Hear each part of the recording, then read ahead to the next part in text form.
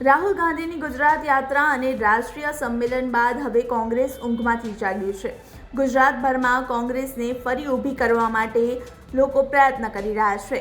ત્યારે મીડિયાકર્મીઓ સાથેની વાતચીતમાં અમિત ચાવડાએ પહેલગામ આતંકી હુમલાને વખોડી કાઢ્યો છે।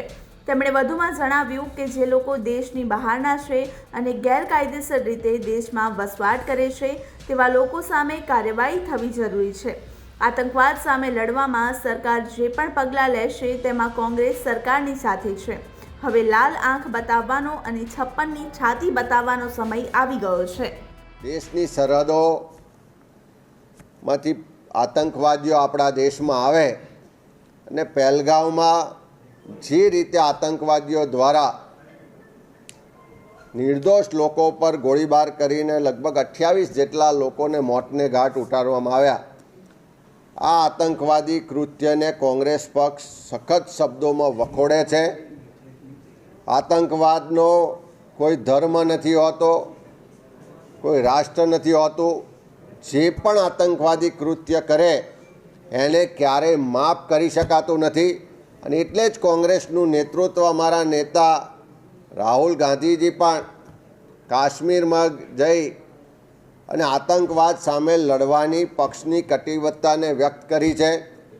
ઓલ ઇન્ડિયા કોંગ્રેસ કમિટી દ્વારા એની વર્કિંગ કમિટીની બેઠકમાં પણ આતંકવાદ સામે સરકારને કડકમાં કડક રીતે કાર્યવાહી કરવા માટે વિનંતી કરવામાં આવી છે અને વિપક્ષ તરીકે કોંગ્રેસનું તમામ સમર્થન આ દેશની સરકારને હશે એ આશ્વસ્ત પણ કરવામાં આવ્યું છે। કોંગ્રેસ પક્ષે આતંકવાદથી જેટલું ગુમાવ્યું છે, જેટલું સહન કર્યું છે, એટલું હું માનું છું કે કોઈ પણ રાજકીય પાર્ટીએ નહીં કર્યું હોય।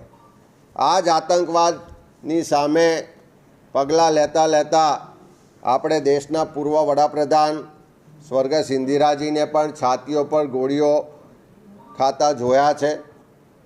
આ જ આતંકવાદનો ખાત્મો માટે કટિબદ્ધ એવા દેશના સૌથી યુવા વડાપ્રધાન રાજીવજીને પણ આતંકવાદીઓએ બોમ્બથી જે રીતે આખું એમને ઉડાવવામાં આવ્યા એ પણ આપણે જોયું છે। ત્યારે આજે પણ કોંગ્રેસ પક્ષની એ કટિબદ્ધતા છે કે દેશનો કોઈ પણ જાતિ ધર્મ વિસ્તારનો સામાન્ય નાગરિક પણ હોય, જ્યારે પણ કોઈ આતંકી કૃત્ય થાય તો એની સામે આખી કોંગ્રેસ પાર્ટી દેશની સરકાર સાથે મજબૂતાઈથી ઊભી છે। કડકમાં કડક કાર્યવાહી કરો, એ પાકિસ્તાન એને મદદ કરતું હોય કે બીજા કોઈ લોકો મદદ કરતા હોય, બધાની સામે લાલ આંખ બતાવવાનો અને 56ની છાતી બતાવવાનો સમય આવી ગયો છે અને દેશના પ્રધાનમંત્રીને સરકાર કડક કાર્યવાહી કરે।